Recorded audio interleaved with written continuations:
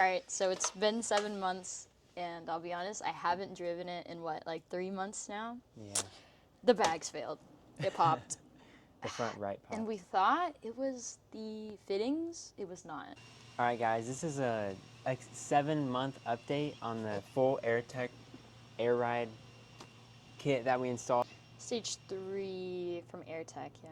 So basically it's just the compressors, the tank, all the lines, and the bags and the struts. It just comes with everything. So just a full kit ready to install. I guess we'll start off with the good stuff because obviously something bad happened, but how is the ride? How is the quality? It's good. I don't know if it's better than stock. Okay. It's a bit on like the bouncy end, but I mean, just like not being picky about it, it's not awful. It's very tunable though. We didn't really go into dampening it or anything like that. We did not dampen it because we don't know how to take that one cover off.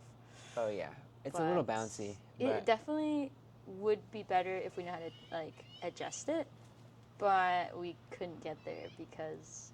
So do you think the system made it less convenient to drive every day?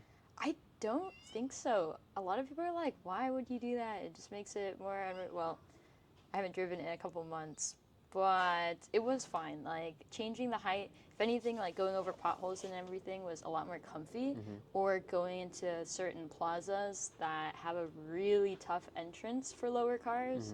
It made it very adjustable to get over without any concerns about ruining the underbelly of my car.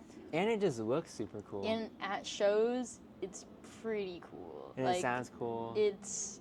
I remember some of my friends were like freaking out about like the absolute fitment. They're like, can you drive it like that? And I'm like, no, it's rubbing hella bad. Like, so the system's definitely really cool. And by the way, we never ran it over 100 PSI. We followed all the guidelines. But like one thing that we learned and recommended is like these things leak pretty easy. So let me grab it real quick. Yeah. Those cheap plastic air fittings, they don't last that long. They crack and they leak, and the Teflon tape and the pre-sealed sealant stuff they put on there, it leaks, especially if you have the sealant on there and you tighten it and back it out a little bit. The seal's ruined. You have to take it out and retape it or with Teflon. This is like the best thing you can do. It's Loctite 545. It is pretty expensive, but this is like an airtight, high pressure Loctite, and it got rid of the leaks. And then we realized it's still leaking even after we use this, and we took the wheel off. And we examined it.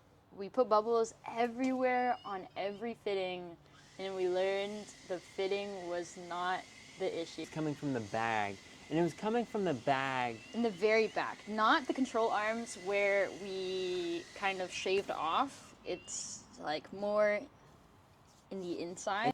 The kit never fit to begin with. On the front, there was already issues. It was too big, and it was rubbing on the control arm, rubbing on the rear fender, but we went with it. Mind you, we could tell it was rubbing just right off the dome, not even fully installing it, just putting the bags already on the car. We could see that it was touching. Yeah, it was already that bad. Even though, like, I think when you go up and you air out, it does get skinnier. It's just like the constant movement that kind of worried us. And I think this has been a reoccurring issues from the other third-gen Prelude owners of the same exact gen with the control arms, that a lot of people shave it down. So yeah, this happened like 2 months ago, and we contacted them. I sent them several emails. Give us some compensation, but they never even responded. So now we're just gonna take it out and replace it ourselves. Yeah. And we just took it out, and we see exactly where it's rubbing. It's pretty bad. So the bag's pretty bad. Chopped. Like exploded. And these are not cheap. This is like $225, I think. Here's the culprit right here. It's part of the control arm. So it is part of the control arm, but it's like this right here. You can see it, like polished it smooth with that rubber. Yeah. So this is where we thought it was going to. Okay, well that's where it didn't fit. So the control arm, like that's where like we thought it wasn't gonna fit, but actually we grinded that and it was fine, and then it rubbed right there where you see it's clean. Not much room in here at all.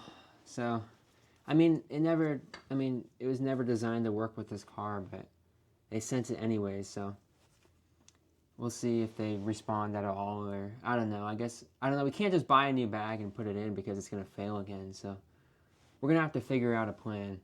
So the issue, it's probably happening on the other side. Yeah, it just But- hasn't happened yet. It's weird how this one This one failed like worse. really soon. Well, it lasted 6 months or Not 5 even. months. 5 months, that's like nothing.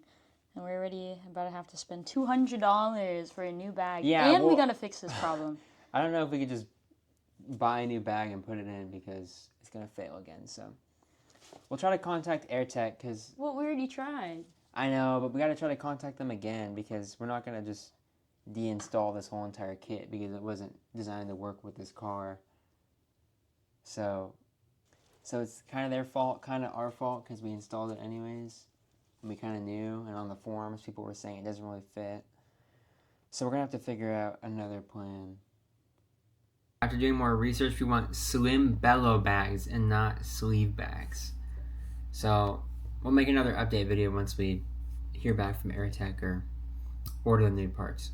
Thanks for watching.